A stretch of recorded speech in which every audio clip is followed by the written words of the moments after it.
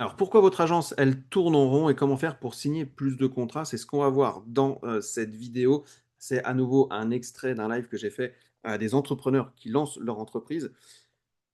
Et vous allez voir qu'il y a deux piliers qui sont importants. C'est peut-être deux piliers qui vont pas vous plaire, mais qui sont hyper impactants pour faire du business. On voit ça tout de suite dans la vidéo. Alors là, l'idée, c'est de voir, comment signer plus de contrats avec, vos agences, OK, pour arrêter de tourner en rond. Pourquoi aussi votre agence, web, eh ben, elle ne décolle pas? Et est-ce que en général, vous refusez, de faire pour changer ça? C'est vraiment ce qu'on va voir, aujourd'hui. Alors, ce qu'il faut savoir, déjà, par rapport à un petit peu au bilan qu'on a fait ensemble, c'est qu'il y a une vérité qui est inconfortable et que personne ne veut entendre, notamment alors c'est valable dans le monde de l'entreprise, mais aussi dans le monde des agences web, c'est que la majorité des gens qui se lancent ou qui gèrent, OK, leur agence, passent leur journée, en fait, à s'occuper. Et ils passent pas forcément leur temps à travailler, OK? Ils passent vraiment leur temps à s'occuper. Alors ça correspond à quoi? Ça veut dire que vous allez, optimiser votre site, vous allez, finaliser, votre portfolio et cetera. Vous allez faire des visuels, pour, Instagram.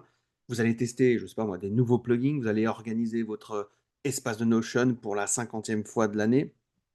Vous allez regarder des tutos sur le SEO, sur les ads et cetera. Vous allez éventuellement réfléchir sur le positionnement, sur, bref, tout ça.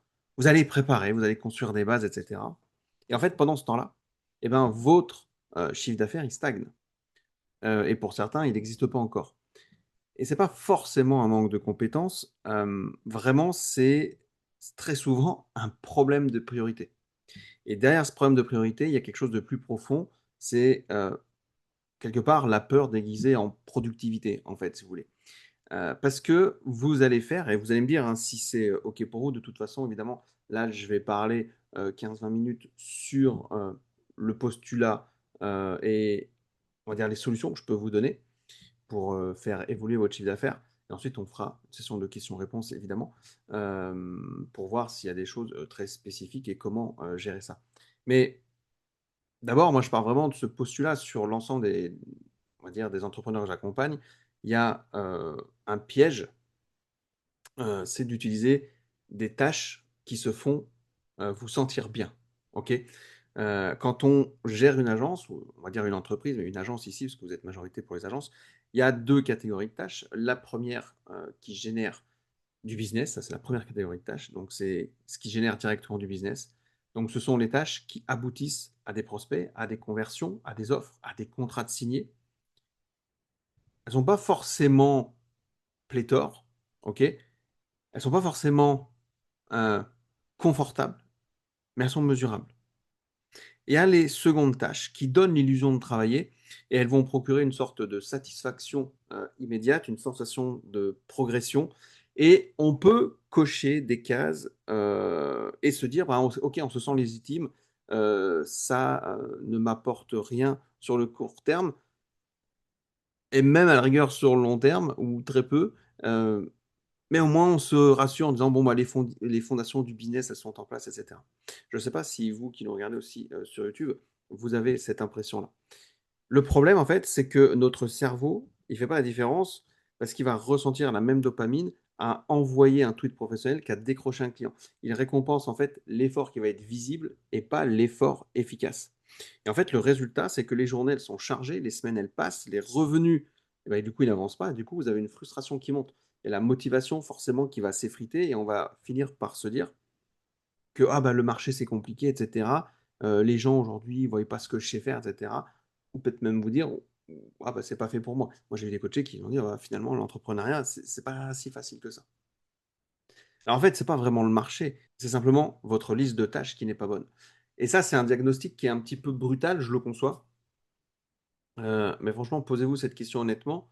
Dans votre semaine de taf, combien d'heures pensez-vous, avoir passé directement en contact avec des prospects potentiels?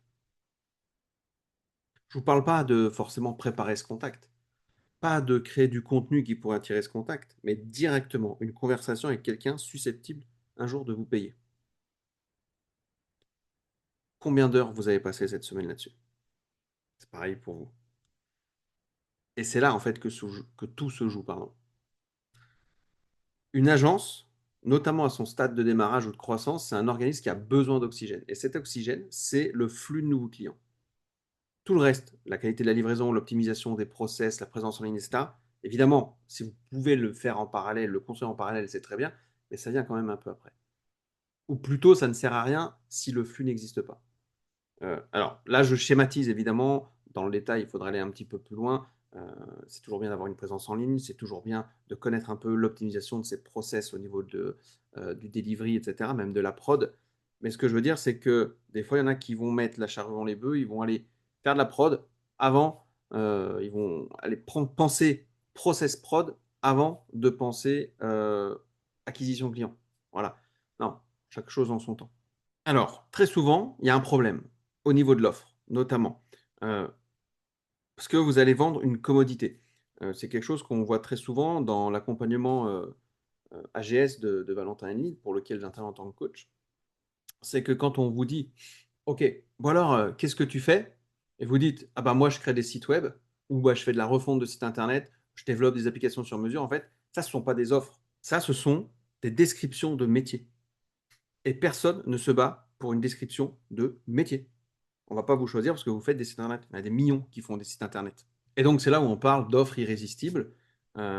C'est-à-dire, c'est une offre qui ne vend pas un service, mais qui vend un résultat. En gros, ça doit répondre à la question, qu'est-ce que ça change concrètement dans votre vie ou dans votre business? Et pas, qu'est-ce que vous faites? C'est vraiment deux choses différentes. La commodité, c'est je crée des sites vitrines pour les artisans, par exemple. L'offre, ça va être j'aide les artisans locaux à obtenir leurs 10 premiers avis Google, par exemple, ou à remplir leur agenda pour les 3 prochains mois, grâce à un site qui va être conçu pour convertir les visiteurs en appels, etc., etc. Dans le premier cas où vous êtes en commodité, je crée des sites vitrines pour les artisans, vous êtes dans le bas du panier, vous êtes dans le low cost.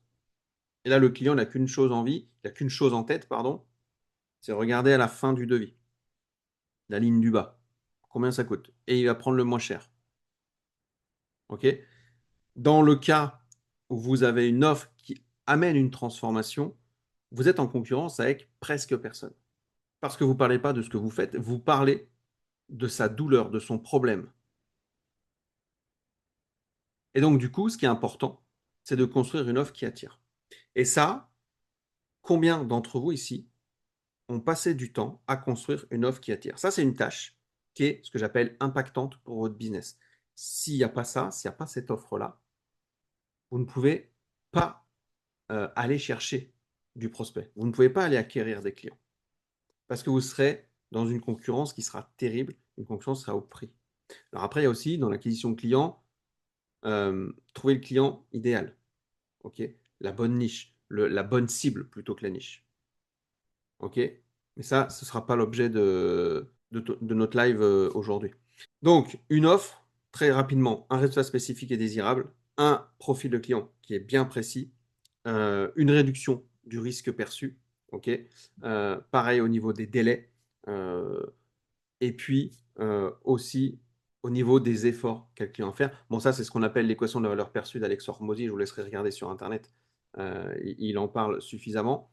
Mais vraiment, c'est très important de comprendre que si vous n'avez pas une bonne offre, déjà, vous allez tourner en rond et votre agence, elle ne pourra pas décoller. Ça, c'est la première des choses. Et vous devez passer du temps là-dessus, pas sur la couleur d'un bouton, d'un couleur de votre logo ou je ne sais pas quoi. OK? Ou sur le process de machin, de trucs, l'automatisation, parce que c'est la mode en ce moment. Non. Vous devez passer du temps sur des tâches impactantes. L'offre en fait partie. La deuxième tâche impactante, évidemment, c'est la prospection. C'est l'acquisition client. Alors, dans l'acquisition client, il y a plein de choses. Il y a comment on identifie, comment on qualifie les clients, enfin les prospects plutôt. Ensuite, qu'est-ce qu'on fait pour l'approche, etc. Et après, il y a le passage à l'action. Donc, dans l'acquisition client, à un moment donné, il faut passer à l'action. Et le problème de la prospection, c'est celui qui revient le plus souvent dans les entrepreneurs qu'on accompagne. Euh, Pourquoi ça ne marche pas, votre prospection? Pourquoi vous attendez que ça tombe du ciel? Parce que vous choisissez la facilité. Et ça, très peu de personnes veulent l'entendre. mais au fond de vous, vous savez que c'est vrai. Parce qu'envoyer des emails en masse, c'est de la prospection pour se donner bonne conscience. En fait, c'est facile, c'est scalable, ça ne demande pas de courage particulier, mais par contre, c'est un taux de conversion tellement faible que, ben, en fait, ça sert à rien. C'est comme vous espérez un miracle. Un email froid d'une agence inconnue, ça finit très souvent en spam ou dans la catégorie mentale, je dirais ça plus tard, ou même jamais. Ou même je l'ouvre jamais. Pourquoi? Parce que l'email ne crée pas de connexion humaine. Il n'y a pas de voix, il n'y a pas de regard, il n'y a pas d'adaptation en temps réel et c'est très très facile à ignorer. Et dans un monde en fait où chaque professionnel bah, reçoit des dizaines, des vingtaines, des cinquantaines de sollicitations par jour, eh ben, l'email froid d'un inconnu et qui plus est d'une agence web, ça ne fait pas partie des priorités, je vous assure. Et donc, ça ne sert à rien de prospecter comme ça. Je vous le dis, vraiment. Et en plus, vous allez faire de la masse, la cible, elle ne sera pas la bonne. Enfin bon, c'est n'importe quoi. Il y a un temps de closing qui est très très long. Donc, qui est au-delà de 3 mois en général, quand il y a ouverture de mail.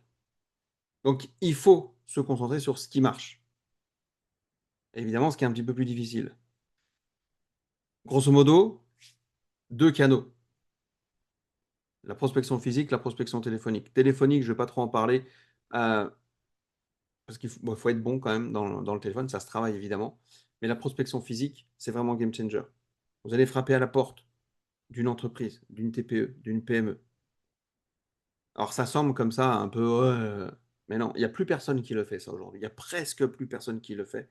Et quand on y va, on est bien accueilli. Et d'ailleurs, on enlève toute la concurrence de ceux qui appellent et de ceux qui envoient des mails, je vous assure. Parce qu'il y a ce côté humain. C'est hyper efficace. Parce que c'est rare.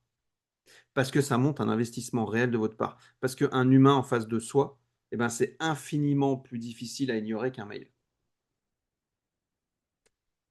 Donc, c'est pour ça que très souvent, les agences, elles stagnent parce qu'elles font des tâches qui ne sont pas impactantes.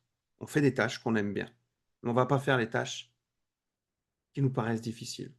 Travailler son offre, c'est pas facile. Sa proposition de valeur, c'est pas facile. Ça demande d'avoir un nouvel état d'esprit. Faire de la prospection physique, c'est pas facile non plus.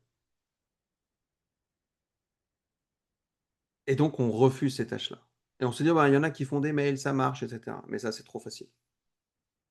Et c'est pour ça que ça marche. Sinon, tout le monde le ferait. Mais on vous fait croire que ça marche. Et donc, tout le monde le fait. Donc, la prospection physique. Dans la prospection physique aussi, je mets le réseau de proximité.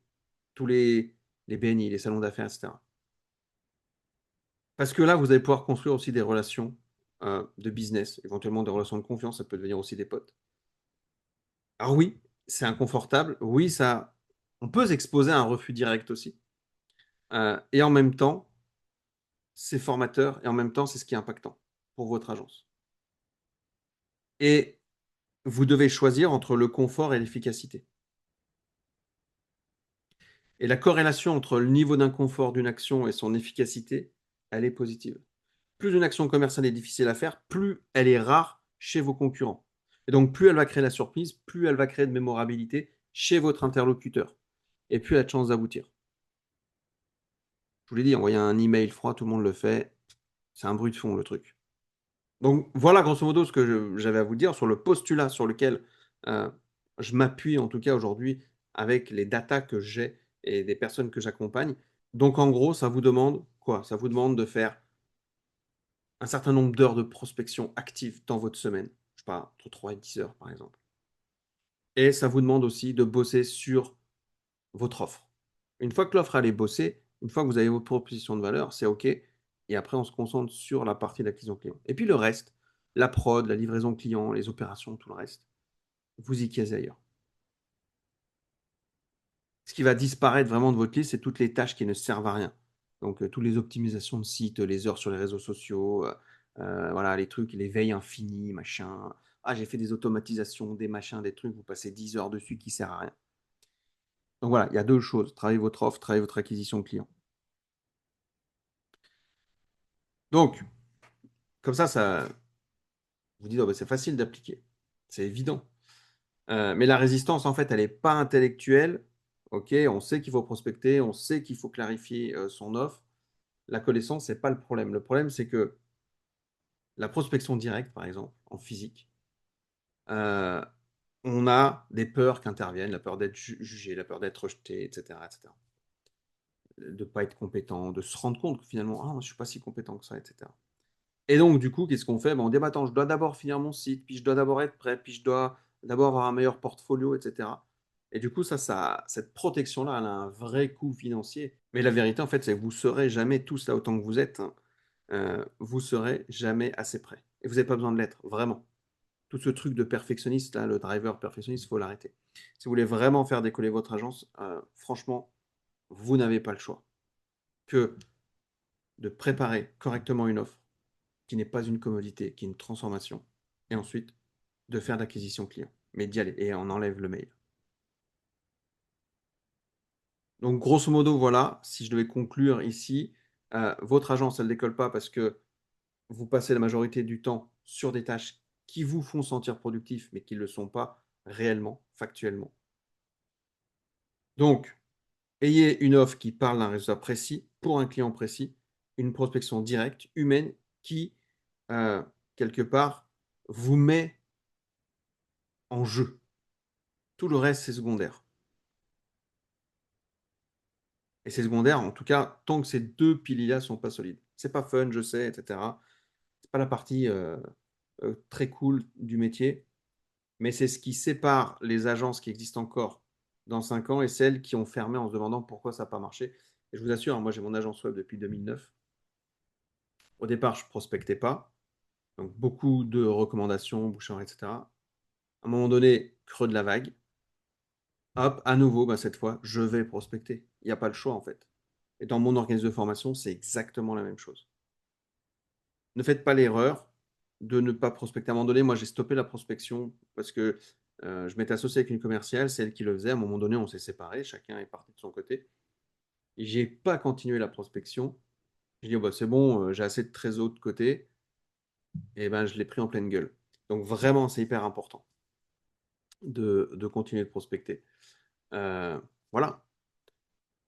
Ce que je vous propose, c'est de digérer un petit peu tout ça. Et puis, ben, dès que vous avez des questions, vous les mettez dans le chat. Voilà, j'espère que cette vidéo vous aura plu, vous aurez compris un petit peu ce qui peut bloquer dans le lancement de votre agence web. Alors, c'est pas forcément purement du web ici. Là, j'ai parlé de l'agence web, mais c'est pour toute entreprise en fait.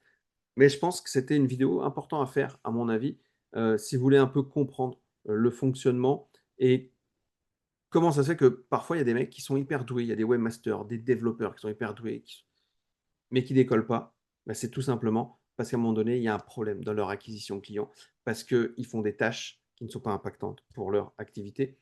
Ce que je vous propose, eh ben, c'est d'essayer de mettre ça en place. N'hésitez pas à mettre des commentaires, et cetera. Et puis, si ça vous intéresse, j'ai parlé de l'accompagnement de Valentin Hanely qui s'appelle AGS. N'hésitez pas à m'écrire en DM ou carrément aller le voir, éventuellement de ma part, pour lui demander des infos là-dessus. Vous allez voir, c'est un accompagnement qui est top. Et ça vous permet aussi de dégrossir et de bien structurer votre agence correctement et de la lancer sereinement. Sur ce, je ne suis pas du tout sponsorisé par ça. Et sur ce, je vous dis à très bientôt pour une prochaine vidéo. Ciao.